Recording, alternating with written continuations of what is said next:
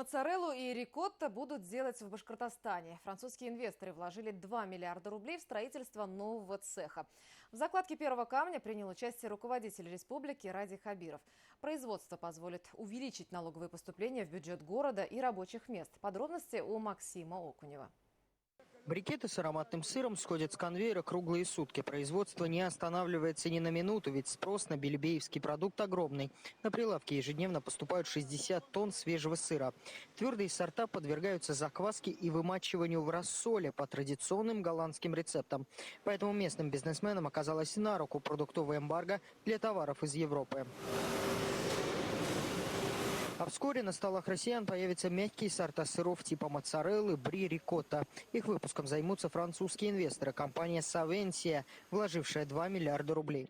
Выбор республики в качестве места для размещения предприятий не случайен. Здесь ценят качество молока и трудолюбие башкирских сыроделов. Мы решили строить сыроварню на этом заводе, потому что в первую очередь здесь сплоченный и дружный коллектив. Также Белебей город удобный в плане логистики. Он находится в центральной части страны. Ну и для нас важно, чтобы цех работал в экологически чистой зоне. А в Белебее не так много промышленных предприятий.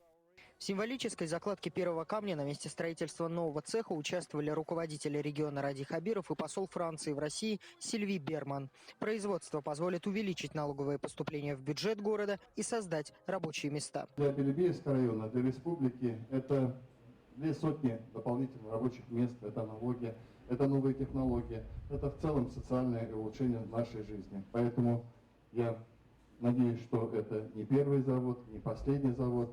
Мы еще много таких хороших предприятий в нашей родной республике построим. Рабочая поездка руководителя региона продолжилась в Давлекановском районе. Ради Хабиров, осмотрев производство детской обуви, предложил бизнесменам вместе подумать над новой программой поддержки легкой промышленности. Первая мера поддержки какая? Это дешевые кредиты. Субсидирование кредитов. Раз.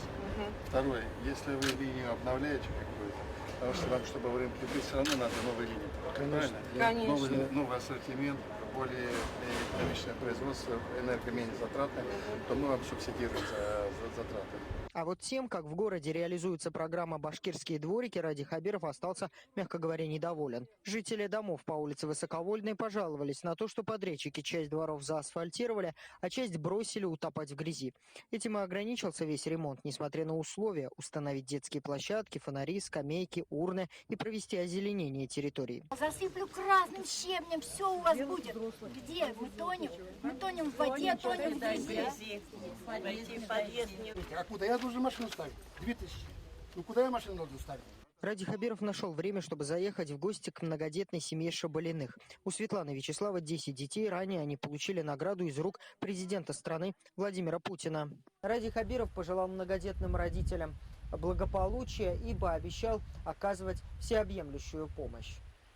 Максим Окунев, Артур Елаев, Виктор Миренков. Новости. Белебей, Давлекановский район.